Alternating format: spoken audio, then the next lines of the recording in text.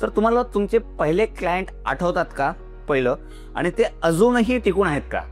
बरेच क्लायंट आहे की जे सुरुवातीपासून जुडलेले आहे ते आजही जोडून आहे. काही 25 वर्ष झाले, कोणाला 20 वर्ष झालेलं आहे, कोणाला 10 वर्ष झालेलं आहे. पण सहजासहजी आमच्याशी जोडलेले क्लायंट सोडून जात नाही. जेव्हा आपण एखाद्यासाठी फ्रीमध्ये करतोय त्याच्यात आपण वेळ देतो, एफर्ट्स देतो, एक्सपेक्ट काय करायचं, अपेक्षा काय करायला पाहिजे? एक मित्रत्व, बस, बाकी काही नाही. किंवा एक रिलेशन, बॉन्डिंग, याच्या पलीकडे काही नाही. कारण हा बिझनेस आहे टोटली रिलेशनशिप वरती. बरोबर. तुमचे जेवढं रिलेशन चांगलं असेल तेवढा तुम्हाला बिझनेस मिळेल. तर सर मग मैत्रीची काय जागा आहे तुमच्या हृदयात, तुमच्या मनात? मैत्रीची खूप मोठी जागा आहे. मित्र पाहिजेच. कारण तुम्ही सोशल मीडियावर तुमचे 10,000 फ्रेंड आहे, फेसबुकवर फ्रेंड आहे, हे काही महत्वाचे नसतात. तुमचे रिअल मित्र किती आहे हे खूप महत्वाचे असतात. 2 किंवा 3 वर्षात तुम्हाला सक्सेस येत नाही. त्याकरता वर्ष लागतं कुठलाही बिझनेस समजून घ्यायला किंवा तुम्हाला स्टेबल व्हायला. बऱ्याच जणांचं चुकतं कुठं की बिझनेस स्टार्ट करतात, खूप मोठ्या प्रमाणावर उद्घाटन होतं, हे होतं, मोठ्या मोठ्या सेलिब्रिटीला बोलवतात किंवा पॉलिटिशियनला बोलवतात, मोठा सोहळा होतो इनॉग्रेशनचा, आणि 2 वर्षात, 1 वर्षात, 2 वर्षात त्यांना वाटतं की रिस्पॉन्स नाही, वाइंड अप करतात. पण खरंच सक्सेस येतं आफ्टर 3 इयर्स. नमस्कार. आज आमच्या स्टुडिओत आले आहेत प्रमोद कोरडे सर, आणि ते स्पेक्ट्रम ॲड एजन्सी, जी मध्य भारतातली एक मोठी ॲड एजन्सी आहे, त्याचे ते डिरेक्टर आहेत, ओनर आहेत. आणि आज त्यांच्यासोबत आपण चर्चा करणार आहे या मागच्या 30 वर्षांमध्ये त्यांनी स्पेक्ट्रम ॲड एजन्सीला इथपर्यंत, म्हणजे जी काही आता इथपर्यंत, म्हणजे काही कुठे असेल ते तर आपण डिस्कस करूच, पण इथपर्यंत कसं नेलं, आणि या सगळ्यांमधले चढ उतार त्यांनी कसे पचवून नवी आमच्यासारखे जे तरुण आहेत त्यांनी काय शिकायला पाहिजे या संदर्भात चर्चा करणार आहे. सर सगळ्यात पहिलं तर कसे आहात तुम्ही? एकदम मजेत. सर मी तुमच्यासोबत मागच्या 5 वर्षांपासून आहे. हो. तुमच्या चेहऱ्यावर नेहमी आनंद असतो, नेहमी हास्य असतं. सर सुरुवात इथून करू, याचं रहस्य काय आहे? आनंद राहण्यामागे एकच उद्देश आहे की घरचं वातावरण हेल्दी होतं सुरुवातीपासून. सगळ्या गोष्टी जेव्हा पाहिजे तेव्हा उपलब्ध झालेल्या आहे. शिक्षण जे करायचं होतं ते करायला मिळालं. बरेच जण इंजिनिअरिंग, डॉक्टर किंवा BSc, BCom हेच करतात, पण माझं शिक्षण थोडं वेगळं झालेलं आहे. मी बॅचलर ऑफ फायनान्स केलेलं आहे. बरोबर. तर घरच्यांनी कधी म्हटलं नाही की तू हे कशाला शिकतो, ते कशाला शिकतो, जे शिकायचं ते कर. मला ड्रॉइंगची आवड होती म्हणून मी चित्रकला महाविद्यालयात ऍडमिशन घेतली, आणि तिथं माझं करिअर थोडं चेंज झालं. सर पण म्हणजे ते तर तुमच्या घरातल्या वातावरणामुळे, पण जेव्हा मी तुम्हाला भेटलो तो काळ कोविडचा होता, आणि न्यूजपेपर्स सगळे ठप्प होते. मला असं वाटतं की ऍडव्हर्टाइजमेंट इंडस्ट्री पण ठप्प असेल, तेव्हाही तुमच्या चेहऱ्यावर हाच आनंद होता, असंच प्रसन्नता होती चेहऱ्यावर? नाही, कोरोना मध्ये जो प्रॉब्लेम फेस मी केला तो सगळ्यांनीच केला. म्हणजे काही वेगळं नव्हतं, कारण सगळ्यांचीच फायनान्शियल पोझिशन प्रॉब्लेम मध्ये आली होती. न्यूजपेपर सुद्धा वर्ल्ड मध्ये कधीही जेव्हापासून स्टार्ट झालेला पेपर आजपर्यंत कधी पेपर नाही छापला गेला असं नव्हतं झालं. पण न्यूजपेपर सुद्धा 8 दिवस प्रिंट नव्हतं झालं. अगदी. तर त्या काळातलं ऍड रेव्हेन्यू सगळं बंद असेल? सगळं रेव्हेन्यू बंद. आमचं 1 महिना 0 बिलिंग झालेलं आहे. 0 बिलिंग? 0 बिलिंग. मार्च 2020 ला जे स्टार्ट झालं होतं कोरोना, तर तेव्हा मार्च टू एप्रिल 0 बिलिंग झालेलं आहे. सर आणि माझं ते सगळ्यांचेच व्यवसाय बंद होते. नाही सर, हे तर म्हणजे मी आहे ना तेच डिकोड करतोय की ही प्रसन्नता कशी आहे तुमच्या चेहऱ्यावर. कारण की काय होतं, प्रसन्न चेहरा ना हा खूप महत्वाचा आहे असं मला वाटतं, चांगल्या संबंधांसाठी, चांगल्या जगण्यासाठी. तर हे सगळ्यांचं 0 होतं. पण मी मार्केटमध्ये फिरायचो, लोकांचे चिंताग्रस्त चेहरे बघायचो, पण त्या सगळ्या फेजमध्ये जेव्हा मी तुमच्याकडे यायचो ना, त्यावेळेस मला कधीच म्हणते मी, एवढ्या 5-6 वर्षात कधीच एवढी सुद्धा चिंता जाणवली नाही तुमच्या चेहऱ्यावर, की असेल आत, पण जाणवली नाही. नाही, नाती नाहीये, बिलकुल नाहीये. आणि खूप बिंदास राहणं, बिंदास काम करणं, आपले वर्किंग आवर जे ठरलेलं आहे. सकाळी माझं दिनचर्या होते सकाळी 5:30 पासून स्टार्ट. सकाळी 5:30 ला उठणे, 7 ते 8 जिम करणे, 10 वाजता डॉट ऑफिसला जाणे, आणि 10 ते 7:30-8 आपलं काम करणं, बस. एवढा वेळ ऑफिसला दिला तर तेवढा दिला, त्याच्यानंतर आपलं एन्जॉयमेंट. बरोबर. सर आता मी आज स्पेक्ट्रम बद्दल थोडं जाणून घ्यायचं आहे. 30 वर्षांचा हा सगळा स्पेक्ट्रमचा प्रवास आहे. आज स्पेक्ट्रम कुठे आहे याबद्दल थोडं सांगू शकाल? मी 1994ला 9 सप्टेंबरला ही स्पेक्ट्रम ॲडव्हर्टायझिंगची स्थापना केली होती. माझं bachelor of fine arts education झालं होतं. त्याच्यानंतर मी 1 वर्ष मुंबईला जॉब केला. पण अनफॉर्च्युनेटली माझं तिथे कामचं स्वरूप जे होतं डिझायनिंगचं, ते न करता मला मार्केटिंगचा जॉब देण्यात आला होता. कारण तिथे मला 2 व्हीलर 4 व्हीलर चालवता येत होती. मला क्लायंटकडे जायला आवडत होतं आणि मी तिथे मार्केट म्हणजे क्लायंटकडे डिझाईन अप्रूव्ह करून आणणे किंवा फॉलोअप घेणे या सगळ्या गोष्टी करत होतो. त्या कारणाचं काय झालं की मला मार्केटिंगची एक ओढ निर्माण झाली आणि मी 1 वर्ष नागपूरला परत आलो. 1994ला मी ॲड एजन्सी स्टार्ट केली. त्याच्यानंतर मी भारतीय विद्या भवन्समधून तेव्हा स्पेक्ट्रमच नाव होतं. हो, हे कॉलेजमध्ये असतानापासून मी नाव ठरवलं होतं की स्पेक्ट्रम नावच देऊ आपल्या कंपनीला. तुम्ही नागपूरला आलात. नागपूरला आलो भारती आणि भारतीय विद्या भवन्समधनं मी डिप्लोमा केला ॲडव्हर्टायझिंग अँड मार्केटिंग. अच्छा. तर मी आर्टिस्ट आहे मुळात विसरून मी मार्केटिंगचा जॉब स्टार्ट केला. म्हणजे माझ्या ऑफिसमध्ये सुद्धा मी एक स्वतःला मार्केटिंग एक्झिक्युटिव्ह समजून काम केलेलं आहे. आणि आजही मी प्रत्येक क्लायंटला भेटायला स्वतः जातो. प्रत्येकाची माझं इंटरॅक्शन राहतं. सर, मग आज जर मला तुम्ही सांगू शकाल की आज स्पेक्ट्रम 30 वर्षानंतर 9 सप्टेंबर 1994 आणि आता आपण 2025 मध्ये कुठे पोहोचलोय सर आपण 30 वर्षात? बऱ्यापैकी बिझनेस आहे. म्हणजे असं म्हणजे मला सर आकडे काय सांगायचे आहे की म्हणजे मला बऱ्यापैकी आहे. नागपूरमध्ये टॉप 5 एजन्सीमध्ये तर आपलं आहे स्थान. बरोबर. सर, आता हे 9 सप्टेंबरला जेव्हा तुम्ही सुरुवात केली तेव्हा तर तुम्ही हे स्वप्न बघितलं होतं का की पुढच्या काही वर्षांमध्ये टॉप 5 मध्ये असाल किंवा काय असेल? तेव्हा काय होतं मनात? 9 सप्टेंबर. सर, हा प्रश्न विचारायचं आणखीन एक कारण, हा तो काळ आहे जेव्हा प्रत्येक मराठी बाप आपल्या मुलाला तो नोकरी केली पाहिजे त्यासाठी तो हे करत असतो की नाही नोकरी कर लगेच सेटल हो, लग्न संपलं. नाही, आमच्याकडे असं काही बंधन नव्हतं की नोकरी केलीच पाहिजे. आणि मी सांगितलं की मी 1 वर्ष फक्त मुंबईला जॉब केला तेव्हा माझं वय असेल 24 वगैरे.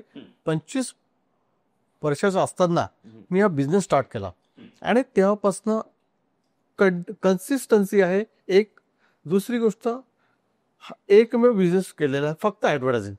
कधीच याला सोडून दुसरा विचार डोक्यात येऊ दिलेला नाही. ही सगळ्यात महत्वाची असते बिझनेसमध्ये, कन्सिस्टन्सी. पण सर, त्या दिवशी काय विचार होता? म्हणजे आता मी व्यवसाय सुरू केला तर कॉन्फिडन्स नव्हता एवढा की आपण सक्सेस राहू या लॉंग टर्म आपल्याला बिझनेस करणं जमेल. नाही जमला तर नोकरी करू, कारण नोकरी ऑलरेडी केलेली होती. म्हटलं नागपुरात परत बिझनेस स्टार्ट करून नाही जमलं तर परत नोकरी करू. पण झाला सुदैवाने हा बिझनेस व्यवस्थित चालला. सर, आणि आजही प्रिंट मीडियामध्ये सगळेजण म्हणतात की सॅच्युरेशन आलं, पण प्रिंट मीडियाला कधीही सॅच्युरेशन येणार नाही. सर, आता यात ही सर्व्हिस इंडस्ट्री आहे, याच्यामध्ये चांगली सर्व्हिस देणं हा एक महत्वाचा पॅरामीटर असतो. म्हणजे त्याच्यावरच ही इंडस्ट्री टिकून असं मला वाटतं. सर, तुम्हाला तुमचे पहिले क्लायंट आठवतात का पहिलं, आणि ते अजूनही टिकून आहेत का? हो, नक्कीच आहे. एस सिस्टम म्हणून एक माझा मित्राचा अविनाश आहेर, त्यांची मी सुरुवातीपासून व्हिजिटिंग कार्ड वगैरे छापत होतो. आजही त्यांचं ब्रोशरचं, डिझायनिंगचं, प्रिंटिंगचं काम आजही माझ्याकडे येतात. मी हे याच्यासाठी विचारलं सर, कारण की 30 वर्ष एकाच एजन्सी सोबत टिकून राहणं हे त्या एजन्सीचं कौशल्य असतं. तिने तेवढी सर्व्हिस प्रोव्हाइड केली असते. RAK प्रोजेक्ट म्हणून आहे, रणजित खडतकर, त्यांची कंपनी तेव्हा न्यूली स्टार्ट होती आणि माझी नवीन काम होतं. त्यांनी तेव्हा मला काम दिलं होतं आणि आजही त्यांची कंपनी खूप मोठ्या प्रमाणात काम करते आहे. जेवढी ब्रिजेस म्हणतात आहे सगळं ब्रिजचं काम त्यांच्याकडे आहे, पण आजही त्यांचे काम माझ्याकडे आहेच. म्हणजे बरेच क्लायंट आहे की जे सुरुवातीपासून जुडलेलं आहे ते आजही जोडून आहे. काही 25 वर्ष झाले, कोणाला 20 वर्ष झालेलं आहे, कोणाला 10 वर्ष झालेलं आहे, पण सहजासहजी आमच्याशी जोडलेले क्लायंट सोडून जात नाही. काही मेजर क्लायंटमध्ये आहे Sharda glasses, Prafull Deshmukh and company, fire walker, Vrindavan township जिंची आहे, फर्स्ट सिटी, बोराज कन्स्ट्रक्शन, बरोबर, यांचे बरेचसे आयडियल अकॅडमी, यांचे बरेचसे कामं वर्षानुवर्ष आमच्याकडे आहे. सर, आता हेच विचारायचं आहे की वर्षानुवर्ष तुमच्याकडे आहे, म्हणजे असं तुम्ही काय प्रोव्हाइड केलं त्या लोकांना की ते तुमच्यासोबत टिकून आहेत? एक तर मेनली आमचं डिझायनिंगवर जास्त फोकस राहतो. आणि दुसरी गोष्ट सर्व्हिस ही महत्वाची याच्यात. वेळोवेळी नवीन क्रिएटिव्ह नवीन आयडियाज आम्ही त्यांच्याशी शेअर करत राहिलो आणि नवीन आयडियाज त्यांना देत राहिलो. त्याच्यामुळे अजूनही ते टिकून आमच्यासोबत. बरोबर सर. आता एक एक असतं की पहिल्या फेज मधल्या लोकांसोबत ना सॉफ्ट कॉर्नर असतो किंवा त्या याच्यात मला फक्त विचारायचं आहे, कारण की मी माझा व्यवसाय सुरू करताना ना मी हे केलं. मला खूप सारे काम फुकटात करावे लागले होते पहिल्या फेज मध्ये. तुमच्या फेज मध्ये असं झालं का? नाही, ते तर मी आजही करतो. ते तर मी आजही करतो. बऱ्याच जणांचा म्हणजे सगळ्या गोष्टी चार्जेबल नाही आणि काही काही गोष्टी अनमोल राहतात. सर लोगो बनवणं, एका लोगोचा 5 लाख ही घेऊ शकतो, 5,000, 50,000, 5,000 आणि फ्रीमध्ये पण काही काही डिझाईन मला आवडतात किंवा कोणाशी कामं करायला खूप आवडतात, मी फ्रीमध्ये पण करतो. सर आता या अँगलने मी आहे ना सर, तुमच्याकडे मी एक व्यवसाय करतोय आणि व्यवसायातले बारकावे समजून घ्यायचे या अँगलनेच मी विचारतोय तुम्हाला. तर मला हे जाणून घ्यायचं आहे की जेव्हा आपण एखाद्यासाठी फ्रीमध्ये करतोय त्याच्यात आपण वेळ देतो, एफर्ट्स देतो, एक्सपेक्ट काय करायचं, अपेक्षा काय करायला पाहिजे? एक मित्रत्व बस, बाकी काही नाही. किंवा एक रिलेशन बॉन्डिंग, याच्या पलीकडे काही नाही. कारण सगळ्या गोष्टी आपण कमर्शियल नाही करू शकत. तर कोणाकोणा करतात ते करावं लागतं किंवा कधी कधी काही सोशल राहतात, त्याकरता आपण चार्ज नाही करत. सर आता तुम्ही रिलेशन हा शब्द वापरला. व्यवसाय करताना आणि स्पेशली ऍडव्हर्टायझिंग एजन्सी सारखा व्यवसाय, रिलेशनशिपचं किती महत्व आहे? सगळ्यात पहिले हे थोडं डिकोड करू शकाल का की रिलेशनशिपचं किती महत्व आहे? सगळ्यात पहिले तर रिलेशनच. तुम्हाला क्लायंटला समजून घेणे हे महत्वाचं आहे आणि क्लायंटशी तुमची बॉन्डिंग कशी आहे त्याच्यावरतीच व्यवसाय चालतो. खरंच सगळ्या गोष्टी इमोशन्सवरती राहतात. ऍडव्हर्टायझिंग ब्रँडिंग ही इमोशन्सवरती राहते. म्हणजे तुम्हाला कोणाची ब्रँडिंग करायची आहे, त्यांचा एंड युजर कोण आहे, ते त्यांना कोणापर्यंत पोहोचायचं आहे आणि ते काय प्रोव्हाइड करणार आहे. कारण कसं असतं की ऍडव्हर्टायझिंग मध्ये फेक ऍड बऱ्याच असतात, फेक न्यूज बऱ्याच असतात. बरोबर. पण एखाद्या बिल्डरने टॉलशिप जर का बनवली तर त्याचा उद्देश खरंच फ्लॅट द्यायचा आहे की नाही, जोपर्यंत आपल्याला ते कळत नाही तोपर्यंत त्यांचं काम घ्यायलाच नको. बरोबर. आणि जेव्हा आपल्याला विश्वास आहे की क्लायंट खरंच जिनेन आहे, तेव्हाच आपण काम करतो आणि तो क्लायंट एंड युजरला बेस्ट सर्व्हिस देऊ शकतो की नाही हे आपल्याला लक्षात येतं. बरोबर. सर पण मी रिलेशन या टर्मकडे परत येतो की काय संबंध असले पाहिजे क्लायंटचे आणि सर्व्हिस प्रोव्हायडरचे, की मैत्रीचे असले पाहिजे, मित्रत्वाचे असले पाहिजे की प्रोफेशनल असले पाहिजे? कसे संबंध हे खूपदा कळत नाही. गोष्ट बरोबर आहे. खूप जास्त प्रोफेशनल राहून आपण चालत नाही. प्रोफेशनल मध्ये क्लायंटचं काम केलं, बिल पाठवलं, पेमेंट तर आलंच पाहिजे. पण कोणाची फायनान्शियल पोझिशन कधी कधी कुठे ना कुठे प्रॉब्लेम राहतो, कुठे ते अडकलेले असतात. या सगळ्या गोष्टी जर का आपण समजून घेतल्या तर आपण प्रोफेशनल बघू नाही शकत त्यांच्याशी. मग आपल्याला मैत्रीचे संबंध टिकवून ठेवावे लागतात आणि त्यांनाही समजून घ्यावं लागतं की ते कुठेतरी प्रॉब्लेम मध्ये आहे, त्यांना आपल्याला अशा वेळेस सपोर्ट करायला पाहिजे. सगळ्यात काय खूप प्रोफेशनल राहिलो तर काम केलं, बिल पाठवलं, पेमेंट नाही आलं, भांडण झालं, रिलेशन स्पॉइल. याच्याने बिझनेस सर्वांनी नाही करू शकत, ना आपण करू शकत ना तेही करू शकत. कारण त्यांनाही सपोर्ट करणं आपली गरज आहे आणि आपण जर काही अशा वेळेस त्यांना सपोर्ट केला तर भविष्यात ते मोठे झाल्यावर ते आपल्याला कधी सोडून जात नाही. हा सगळ्यात महत्वाचा आहे. क्या बात.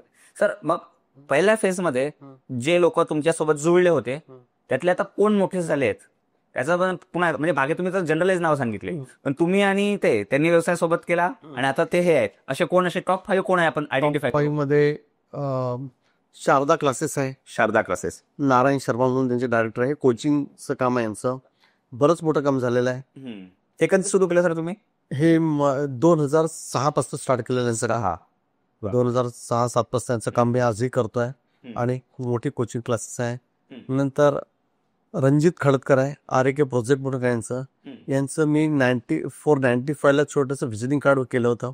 आज खूप मोठी कन्स्ट्रक्शन कंपनी आहे, बरेच ब्रिज बनवायचे ऑल ओव्हर इंडियामध्ये त्यांची कामं चालतात. एक SS सिस्टम म्हणून अविनाश आहेत, त्यांचं चेअरची डीलरशिप आहे. आणि ते सुरुवातीपासून आम्ही जुळलेलो आहे. त्यांचे व्यवसाय 94-95 स्टार्ट झाला होता. आजही आम्ही जुळून सोबत. आणखी असे बरेच काही क्लायंट आहे ज्यांचं प्रेझेन्स नाही इंडस्ट्रीमध्ये, पण काम खूप मोठं आहे. कारण ब्रँडिंग सगळ्यांनाच करायची गरज नसते, पण काही नाही छोटे छोटे कामं मी त्यांचे केले. आजही छोटे छोटे कामं करतोय, पण ते खूप मोठे झालेले आहे. पॉलिटिकल काम आहे माझ्याकडे. संदीप जोशी सर खूप वर्षापासून मी जोडलेलं आहे. त्यांच्या प्रत्येक जाहिराती माझ्याकडनं राहतात. DGPचं कॅम्पेन सगळं माझ्याकडे राहते. आता नरेंद्र मोदीजी आले होते तर सगळी कॅम्पेन मी केलेले आहे. अमित शहाजी आले होते तर सगळं ब्रँडिंगचं काम मी केलेलं आहे. क्या बात आहे. जेवढी नागपूरमध्ये पोस्टर होर्डिंग लागले जे होते सगळे डिझाईन मी केलेलं आहे. क्या बात आहे. गडकरी सरांचे वाढदिवसाच्या बऱ्याच जाहिराती माझ्याकडे राहतात. सर आता म्हणजे तुम्ही ज्यावेळेस परत त्या प्रश्नाकडे की किती समाधान आहे सर, म्हणजे तुम्ही सुरुवात केली त्यावेळेस कदाचित सायकल असेल का, कदाचित टू व्हीलर असेल, कदाचित फोर व्हीलर असू शकतं, तुम्ही सांगितलं फोर व्हीलर यायची तर, पण आज तुम्ही इथपर्यंत आलेत आणि तुमच्यासोबतचे लोक सुद्धा एका वेगळ्या लेवल आले. हे किती समाधान आहे सर हे सगळं बघणं. नाही, मला तर माझे जे क्लायंट ज्या वेळेस माझ्यासोबत जोडलेले होते, आम्ही एका प्लॅटफॉर्मवर काम करत होतो, आज त्यांनी भरारी घेतलेली आहे. खूप आनंद होतो की आपण यांचं छोटंसं विजिटिंग कार्ड केलेलं आहे, छोटे छोटे जाहिराती केलेल्या आहे. आज त्यांच्या फुल पेज जाहिराती करावं लागतात मला, आणि इतकं मोठं काम झालेलं आहे तर आनंद होतो हे सगळं पाहून. आणि ते मोठे झाले म्हणून मी मोठा झालो. कारण ते मोठे नसते झाले तर माझा बिझनेस वाढला नसता. कारण आजही त्यांचेच कामं अजूनही माझ्याकडे आहे आणि त्यांचेच रेफरन्सने नवीन नवीन कामं येत राहतात. सर कारण हा बिझनेस आहे टोटली रिलेशनशिपवरती. बरोबर. तुमचे जेवढे रिलेशन चांगले असेल तेवढा तुम्हाला बिझनेस मिळेल.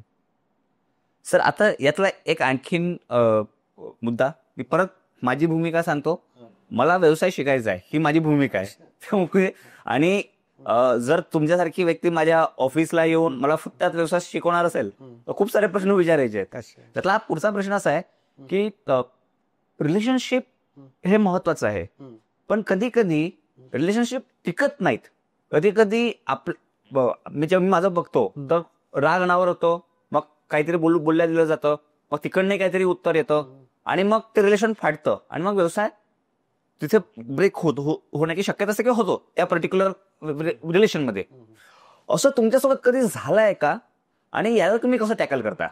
आणि मला वाटतं असं झालं असेलच. नाही, बरेचदा होतं. पण म्हणून मी सांगितलं ना की सगळ्यात पहिले आपण समोरच्याला समजून घ्यायचा की तो खरंच प्रॉब्लेम मध्ये आहे का, किंवा त्याचं इंटेन्शनच आहे की पैसे द्यायचे नाही. कारण बरेच जण आहे असं सगळा पैसा त्यांना स्वतः जो करायचा असतो. कोणालाही कुठलंही काम करताना सगळ्यात पहिले ऍडव्हर्टायझिंगची गरज पडतं, कारण ब्रँड बनवायचा असतो. बरोबर. आणि ब्रँड बिल्डिंग करता त्यांना खर्च करावा लागतो. फॉर एक्झाम्पल एखादा लेआउटवाल्यांना जर का हे करायचं आहे, स्वतःच एक लेआउट टाकायचं आहे आणि ते विकायचं आहे, तर त्यांना लेआउट झालं की ते एक कॅल्क्युलेशन करतात की आपले जो 10 एकर शेती आपण विकत घेतली, कास्तकाराला आपल्याला पैसे द्यायचे आहेत, एवढे पैसे मी एक जाहिरात देतो, एवढ्या पेपरला देईल, एवढा खर्च होईल माझा, एवढे क्लायंट माझ्याकडे येतील आणि मी यातनं पैसा जनरेट करून शेतकऱ्याला करायचे. बरोबर. पण सगळ्या गोष्टी अशा होत नाही. बरेचदा क्लायंट वरती विश्वास होणं हे गरजेचं असतं. बरोबर. त्या लेआउटवाल्यावरती विश्वास होणं हे लोकांचं गरजेचं असतं. जर का तुम्ही त्यांचा विश्वासच जिंकला नाही आणि तुम्ही याच्या आधी एखाद्या कुठल्या तरी लेआउटचं प्लॉट दिले असेल किंवा एक प्लॉट 2-3 जणांना विकला असेल, अशा प्रॉब्लेम येतो आणि हे चेन थांबते. ती चेन थांबली की ज्यांनी जाहिराती केल्या त्यांचे पैसे ते थांबवून देतात. प्रॉब्लेम येतो त्यांच्यामुळे एजन्सीवाला येतो, बरेच जण येतो. पण सगळ्यात पहिले येते ऍडव्हर्टायझिंग. कारण ऍडव्हर्टायझिंग एक जर का तुम्ही कुठली जाहिरात दिली त्याचे 1 दिवसाची व्हॅल्यू राहते. जर का कोणाला एका दिवसाचा रिस्पॉन्स नाही आला तर तो सरळ पैसे थांबवतो एजन्सी, काही कारण नसताना. असं होतं. असं बरेचदा होतं, अजूनही होतं आणि बरेचदा पैसे डुबतात. 5% तरी असं समजून की पैसा डुबणार आहेच आणि असे मिळतातच क्लायंट, कारण हे तर राहणारच आहे. बरोबर. पण सर तुमचा रिस्पॉन्स कसा असतो याच्यावर, म्हणजे काय करतात? चिडचिड होते? नाही जायचं 2 नाही काही सोडून द्यायचं. कारण आपण हे कुठे कुठे आपण हे नाही आहे, म्हणजे फर्स्ट जनरेशन बिझनेस आहे माझा, तर होऊ शकतं की मी लोकांना ओळखण्यात चूक केली असेल, किंवा आपण एवढं स्मार्टली काम नाही करू शकलो की आपण त्यांना जज नाही करू शकलो, ते इग्नोर करावं लागतं या सगळ्या गोष्टी. आणि जर का या गोष्टीत अडकून राहिलो की त्याने आपले पैसे नाही दिले, काय करावं काय होतं की आपण समोर काम नाही करू शकत. त्यापेक्षा ज्या गोष्टी झाल्या तिथे एक धडा शिकून घ्यायचा आणि पुढे जायचं, पण त्याच्यात गुंतून राहायचं नाही. बरोबर. तुम्ही म्हणे ना समाधानी का बरं होता, कुठल्याच गोष्टीत अडकून राहायचं नाही. जो पास्ट आहे तो विसरत जायचा, फक्त प्रेझेंट आणि फ्युचरचा विचार करायचा. क्या बात, कारण खूप पास्ट मध्ये राहिलो तर आपण काहीच नाही करू शकत. क्या बात आहे सर. आता रिलेशनशिप हाच विषय चाललेला आहे आणि माझे आणि तुमचे एक वेगळ्या लेवलचे रिलेशन आहेत असं मी मानतो. म्हणजे तुम्ही मला नेहमी मेंटरिंग केलेलं आहे, गाईड केलेलं आहे. जेव्हा मी तुमच्या ऑफिसला येतो तुम्ही मला कुणीही असो, टॉपचा माणूस असो, उद्या म्हणजे तुमच्या ऑफिसला फडणवीस साहेब बसले असतील, गडकरीजी बसले असतील, त्यांना ओळख करून द्याल तुम्ही, हा अमर आहे. एवढं तुम्ही माझ्याबद्दल हे तर पाहिजे की जेवढं सगळ्यांशी ओळखी झाल्या आणि माझाही फायदा होतो तुमचाही. होऊ शकतं माझ्या एका क्लायंटची तुमची ओळख झाली आणि तुमचं टाईप झालं तर दोघांचे बिझनेस वाढेल आणि त्यातून माझा तर नक्कीच वाढेल. याने फायदा होतोच. तर मी असं म्हणजे ही आत्मीयता आणि हा प्रेमभाव मला तुमच्यासोबतच्या सहवासातनं मिळालेला आहे. त्यामुळे एरवी मी काही काम करत नसलो ना तरी मी तुमच्याकडे येऊन बसतो. तर मला असं वाटतं की तुम्ही मैत्रीला जपता, तुम्ही नात्यांना जपता. तर यायचं आहे तुमच्या मित्रांकडे. तुमचे मित्र कोण आहेत? कारण की हे सांगायचा मोठं असा की तुमचे मित्र तुम्हाला घडवतात असं म्हणतात, तर ते जाणून घ्यायचं थोडं. माझे लहानपणीचे 4 मित्र आहे. यशवंत जोशी, त्यांनी मला बिझनेसमध्ये मदत केली आहे. विवेक नानोटी, मोहन पांडे आणि संजू सिंग. या चौघांनी मला बिझनेसमध्ये बरीच हेल्प केलेली आहे. त्यांना कोणी भेटलं तर ते म्हणतात अरे ऐड करना है प्रमोद से कर ले, मेरा दोस्त एडवर्टाइजिंग का काम करता है, तेरे को कुछ प्रॉब्लम है तो उसके तरफ चले, तेरा प्रॉब्लेम सॉल्व हो जाएगा. अशा इतक्या जणांनी सपोर्ट केलेला आहे आणि याच नेटवर्किंगमुळे या लेवलला आलेलं आहे. तसं मग मैत्रीची काय जागा आहे तुमच्या हृदयात, तुमच्या मनात? मैत्रीची खूप मोठी जागा आहे. मित्र पाहिजेच, कारण तुम्ही सोशल मीडियावर तुमचे 10,000 फ्रेंड आहे, फेसबुकवर फ्रेंड आहे, हे काही महत्वाचे नसतात. तुमचे रिअल मित्र किती आहे हे खूप महत्वाचे असतात. बरोबर. आणि तुमच्या आधीपासून जुळलेले आहे. नाही तर आज 4 मित्र बनले, ते सुटले, नवीन 4 झाले असं नको. लहानपणापासून तुमचे 5 तरी मित्र पाहिजे. जीवनात प्रत्येकाला 5 मित्र लहानपणीचे पाहिजे आणि जवळचे पाहिजे. बरोबर. मी प्रत्येकाला म्हणतो तुम्हाला खरंच मित्र आहे, तुम्ही 5 मित्रांची नावं लिहा. तुम्हाला वाटतं की 5 मित्र आपले एकदम जवळचे आहे, जे रात्री बेरात्री कुठल्याही कठीण प्रसंगी तुमच्या सोबत येतील, तुमच्या वाईट परिस्थितीत तुम्हाला त्याच्याकडे धावून येतील, असे 5 मित्र पाहिजे. या बात. सर आता यात आणखीन एक, जेव्हा व्यवसाय करतो माणूस तेव्हा आर्थिक गोष्टी आल्या की थोडा माणूस बिघडू शकतो, भटकू शकतो. मित्रांचा काय रोल असतो त्यांना वापस रस्त्यावर, म्हणजे योग्य रस्त्यावर आणण्यासाठी? किंवा आणखीन कोण रोल प्ले करतं? असं होतं का कधी? होतं. पण मला काय वाटतं फायनान्शियल मित्रांकडनं मदत घ्यायला पाहिजे. ज्या परिस्थितीत आहे त्या परिस्थितीत तुम्ही सर्व करायला पाहिजे. आणि बँक आहे फायनान्स करायला, पण फायनान्शियली सपोर्ट मित्रांचा कधीच घ्यायला नको. बरोबर. आणि मित्रांनी कोणाला करायला नको, करायलाच नको. कारण का म्हणजे तुम्ही यातनं या 4 लोकांना सांगता की मला उधारी मागू नका. हा, आणि ते मागती नाही मला, कारण ते माझ्यापेक्षा साऊंड आहे. आणि दुसरी गोष्ट होतं, आता फायनान्शियल कन्सल्टंट होते नागपुरातले बिग शॉट एकदम. 2012-13 मध्ये त्यांनी खूप मोठा फ्रॉड केलेला आहे. त्यांची ब्रँडिंग माझ्याकडे होती. त्यांनी माझे बरेच पैसे, लाखोनी पैसे दिलेले नाही. खूप प्रॉब्लेम मध्ये आला तुम्ही 2013-14 मध्ये. बरोबर. तो का माझ्याकरता फार वाईट होता, पण त्यात मी बाहेर निघालो. मला सर याच काळाबद्दल आता थोडं डाऊन साईड बद्दल जाणून घ्यायचंय. व्यवसाय कधी सरळ नसतो, तो एक तर वरती जातो किंवा खालती येतोय. तो असा स्टेबल असेल असं मी जरी मागच्या 6 वर्षांपासून करतो, मला असं जाणवलं नाही माझ्या व्यवसायात. एक तर वरती जातोय किंवा खालती येतोय.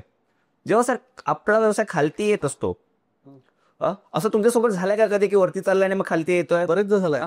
अशा वेळेस काय करता सर? अशा वेळेस खूप बिंदास राहायचं, मस्त खूप बिंदास फिरायला चाललं जायचं कुठेतरी, टेन्शन नाही येत? टेन्शन नाही घ्यायचं, या सगळ्या गोष्टींना टेन्शन सोडून द्यायचं आणि बिंदास फिरायला जायचं. जे तुमचं आवडतं स्थान आहे तिथे जायचं.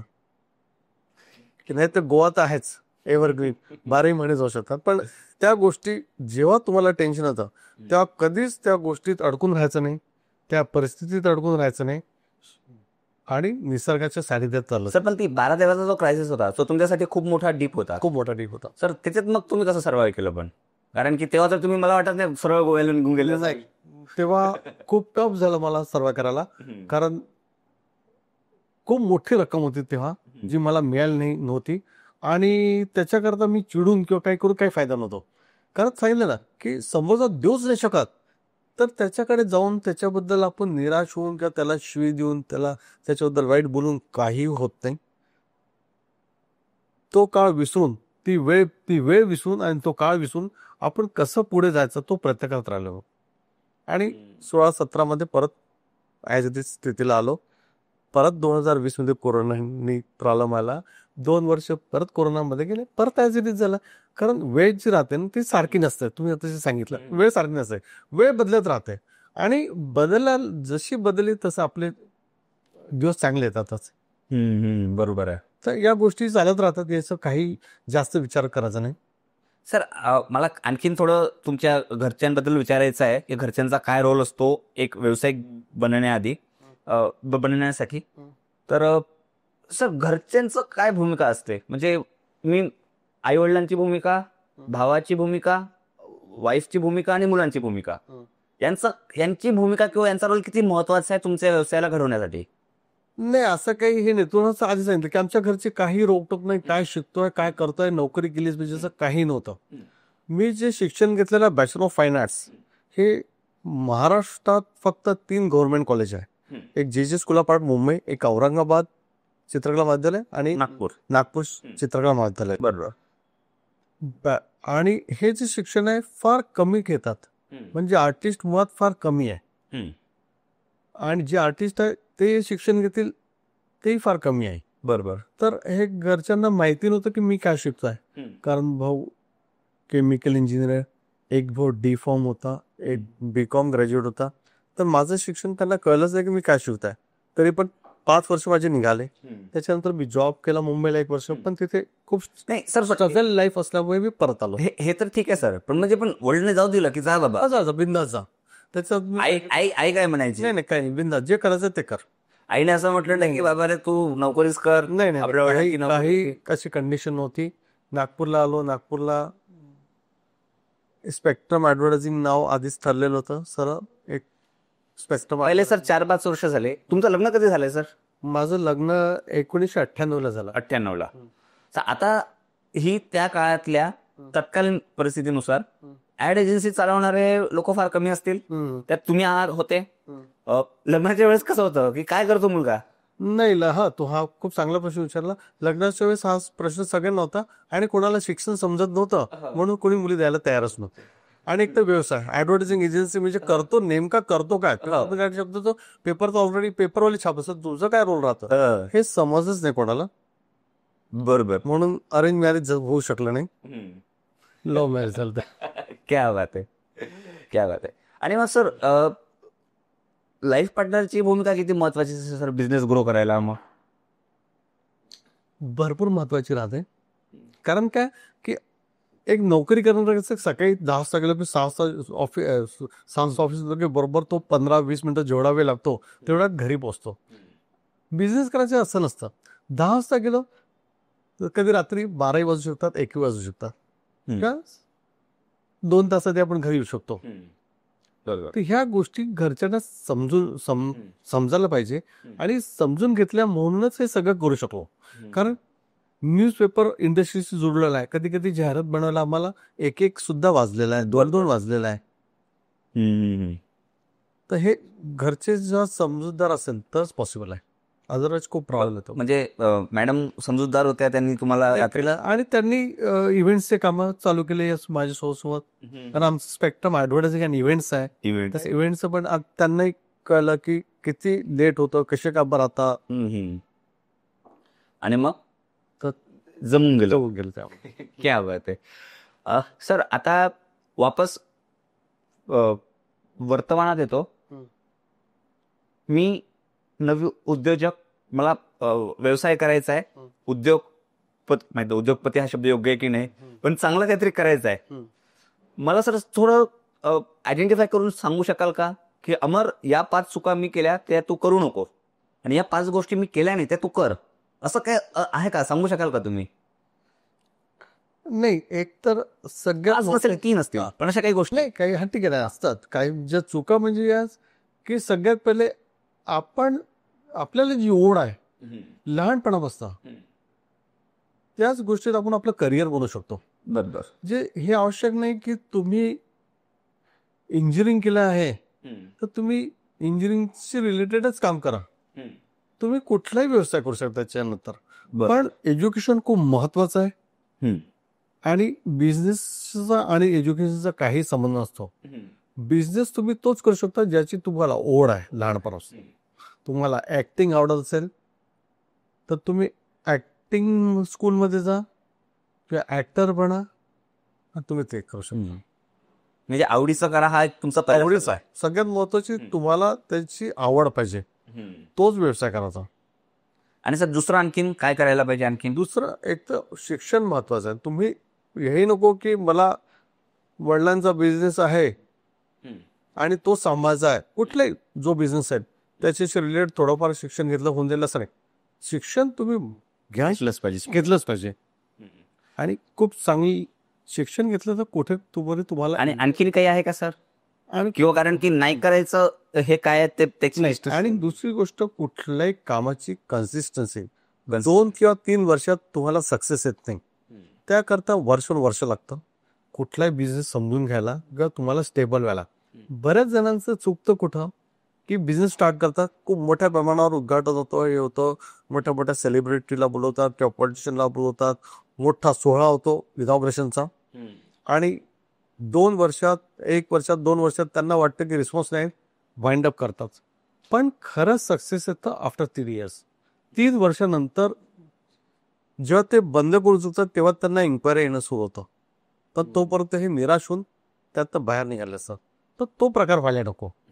कुठल्याही बिझनेस केला चढ उतार येणार आहे, पण त्याच्यात तुम्ही सस्टेन करायला पाहिजे.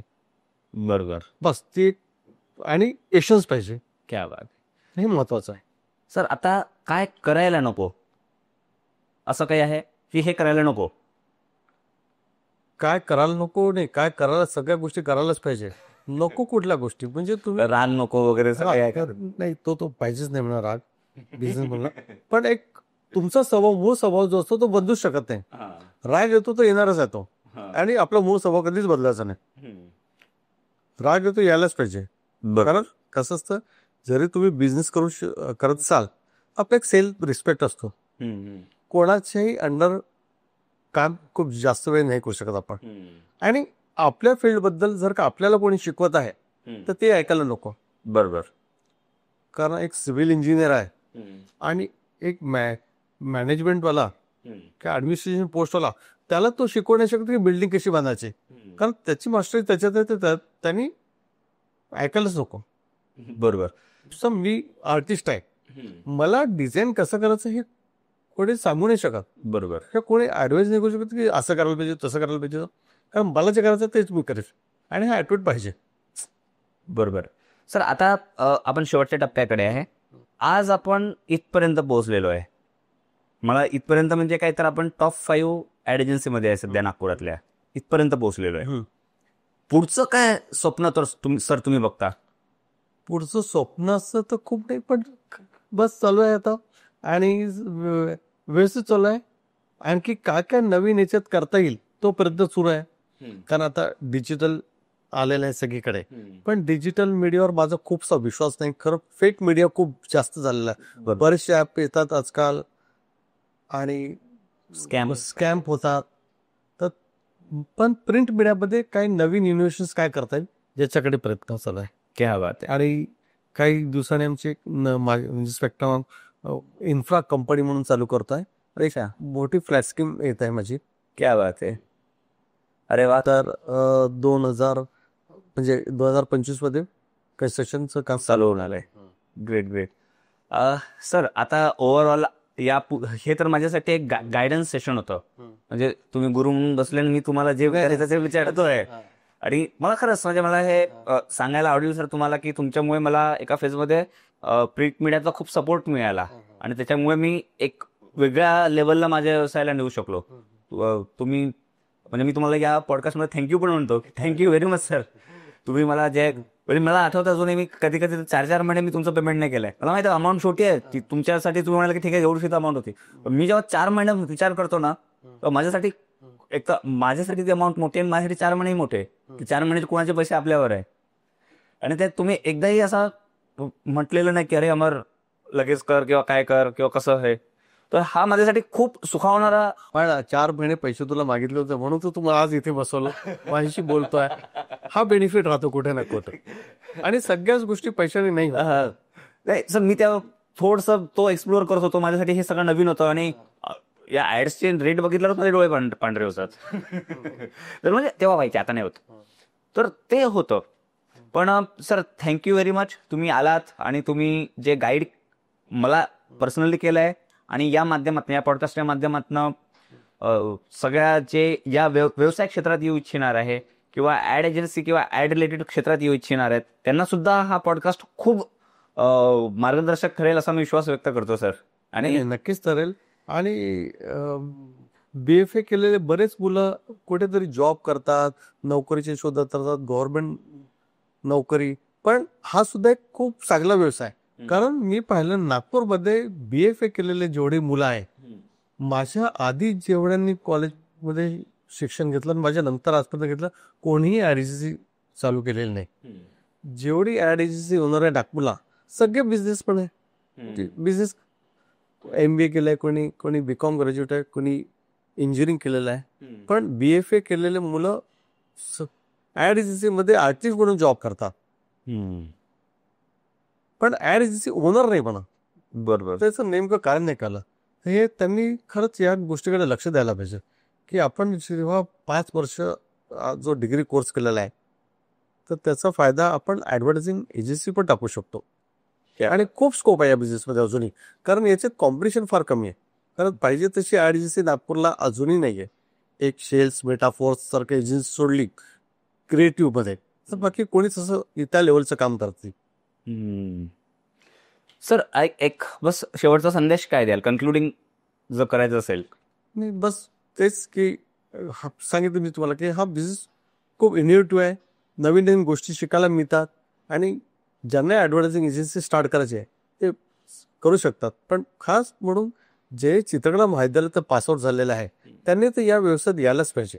क्या बात आहे. आणि नोकरी करण्याचा स्वतःचा व्यवसाय टाकायला पाहिजे ॲडव्हर्टायझिंग. कारण आजही नागपूरला क्रिएटिव्ह ॲड एजन्सीची फार गरज आहे.